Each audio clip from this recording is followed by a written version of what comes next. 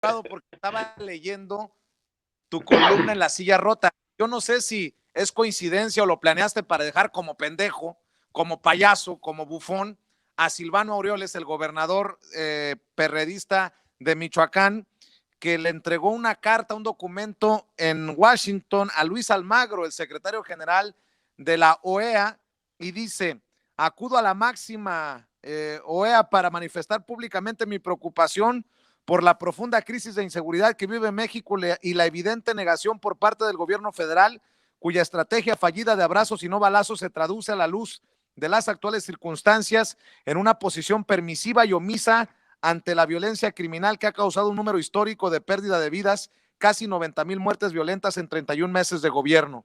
Y tú escribes una brutal radiografía, una brutal columna sobre cómo los cárteles de México tienen un control territorial y que la estrategia de cortar cabezas de los líderes del crimen organizado no dio resultados y se creó un monstruo de 1,000 cabezas que muta constantemente. Pues no puedo dejar pasar esta oportunidad para sacarme el sombrero y decirte, mi querido abogado, le diste 2, 3 vueltas en análisis de la situación a un gobernador como Silvano Aureoles, que anda haciendo circo en Estados Unidos. Pues lo que pasa es que ahora sí que se pone de apechito, mi querido Vicente. La verdad es que no fue con dedicatoria especial, pero le queda el saco a él como a varios gobernadores y varios presidentes municipales. Es ilógico, y es lo que yo siempre he dicho, en este país todo el mundo le avienta la bolita a todos los demás. Nadie trata de tener la responsabilidad que tiene que tener. Y el único que realmente la termina comprando es el presidente de la República, y al contrario, lo critican diciendo que acusa al pasado, cuando lo único que dice es señalar cuáles son los errores reales. Incluso hago énfasis también en el hecho de cómo un estado como el que gobierna este famoso gobernador que le gusta andar haciendo el ridículo, no solo a nivel nacional, sino también internacional, pues es uno donde más grupos criminales se encuentran en su estado, y que curiosamente, pues yo creo que él se la pasó de pachanga en pachanga. A lo mejor es de los que también trae tatuaje de una cantante famosa, que no voy a decir el nombre, pero ya se imaginarán quién es, porque pues, se la pasó de pachanga en pachanga, y curiosamente hasta que pierde las elecciones se da cuenta de todo lo que pasa en su estado. Así le ha pasado a muchos gobernadores que se creen virreyes y que hasta que les cae el golpe de realidad, porque él sabe que va a terminar en la cárcel, la realidad es que está tratando por todos los medios de tratar de justificarse y de victimizarse. Y así veremos a muchos gobernadores, muchos legisladores y muchos presidentes municipales. Querido Ramiro, vaya ridículo de este cabrón, ¿no?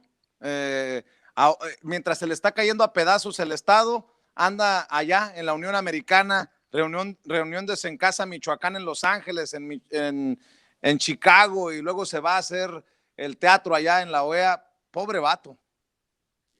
Es que es extremadamente ridículo que una persona que supuestamente es el gobernador y que debe ser la persona más informada de su estado, como el presidente es la persona mejor informada del país, tenga este tipo de lapsus brutus en el caso de él. O sea, simplemente hay muchas personas que no saben gobernar y que llegan a una gubernatura.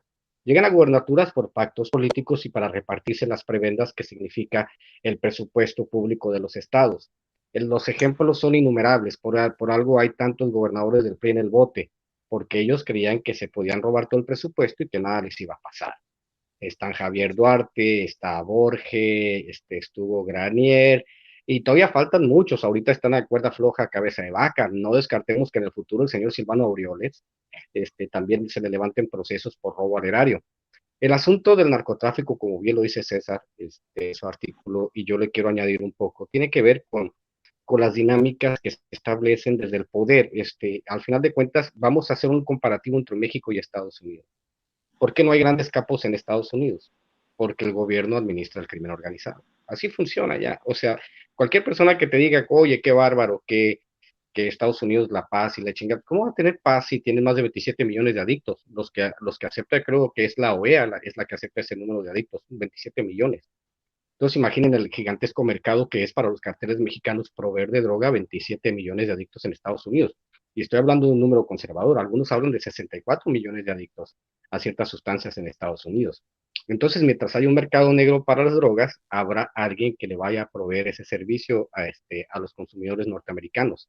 Recuerdo también esta parte y precisamente un libro que no lo escribieron precisamente amigos de López Obrador. Yo hubiese deseado de corazón que ese libro hubiese sido utilizado en la campaña del 2018, que es los saldos de la guerra contra el narco, que lo escribieron precisamente el hijo de Putla, el señor Carabagre Jorge Castañeda y el ex vocero de Fox, Rubén Aguilar. Ellos hablan precisamente de cómo llegó Felipe Calderón con 6 carteles y cuando se fue dejó más de 60. Como decía, la estrategia de cortar cabezas de los carteles pues no funciona en ningún lugar del mundo. Entonces los norteamericanos entendieron esa dinámica hace muchos años, entonces ellos nomás administran el crimen organizado. Les voy a poner un ejemplo claro que salió de las noticias hace muchos años. ¿Recuerdan ustedes aquella operación Rápido y Furioso donde un agente de la DEA lo asesinan con una arma que los mismos norteamericanos dejaron pasar y que fue un escándalo en Estados Unidos? Sí lo recuerdan, ¿no? Pues Agente bueno, de aduanas, ¿no? De control fronterizo, lo asesinaron en México, no sé si en Querétaro o aquí en el altiplano lo asesinaron a la gente. Y que fue lo que detonó el escándalo de Rápido y Furioso. Pues, vamos a buscar los enlaces para que la gente sepa de lo que estoy hablando. Pues hubo una noticia que salió en los medios y después desapareció, porque nunca, ya no pude encontrar. Yo leí la nota, creo que escribí un artículo para SP Noticias en ese entonces, y ya no pude encontrar los links, las notas desaparecieron misteriosamente. Se hablaba que a los días del asesinato de este agente norteamericano en territorio mexicano con una de las armas de Rápido y Furioso, el gobierno norteamericano arrestó 400 traficantes días después. ¿Qué indicaba esto? Indicaba que el gobierno norteamericano sabe perfectamente quién trafica, dónde trafica y dónde vive. Simplemente administran el problema, no se meten en broncas mientras haya paz, porque al final de cuentas a los políticos norteamericanos lo que les interesa es vender una nación como segura. O sea, ellos ponen la diversión y nosotros ponemos los muertos. Entonces, lo que indicó estos 400 traficantes atrapados por el gobierno de Estados Unidos y metidos a la cárcel, nos indica básicamente que el asunto del narcotráfico navega por dentro del sistema de Estados Unidos. ¿Y qué quiero decir con esto? Si navega por dentro del sistema de Estados Unidos es primero porque pues hemos sabido a través de la historia que hay, por ejemplo, guerras sucias que ellos no pueden financiar con dinero a los contribuyentes norteamericanos, entonces se valen del tráfico de drogas para asegurarse la entrada de ingresos y el tráfico de armas. Esa es una, ¿no? La otra es que básicamente los norteamericanos han entendido que no pueden combatir, si no pueden evitar el tráfico en una prisión de alta seguridad, ahora díganme ustedes si pueden evitar el tráfico en las calles. Son ese tipo de cosas, pues, que tendrían que ser lógica a un tarado como Silvano Aureoles, que se debería sentar un poquito a leer para entender cómo funciona esta dinámica.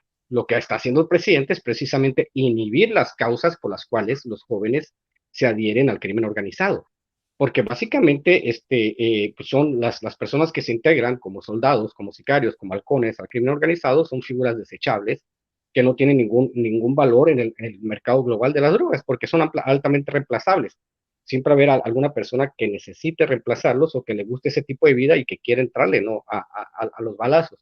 Pero sabemos muchos que la vida media de un sicario que empieza, pues no sé, termina el 97% de las veces en la muerte, no sé, en 1 o 2 años. No tengo las estadísticas claras, o quizá no haya estadísticas, pero hay una alta posibilidad de que un sicario muera, ¿no? En el primer año, los primeros 2 años. La otra parte es que Silvano Aureoles debe entender también la dinámica que le dio el gobierno anterior, el gobierno de Peña Nieto. Hay que recordar que Alfredo Castillo, y está en el libro de Jesús Lemos, Jaque a Peña Nieto y su imperio de corrupción, explica cómo fue que el gobierno federal proveyó de armas a las autodefensas en Michoacán y que muchas de esas armas terminaron en manos de los carteles en Michoacán.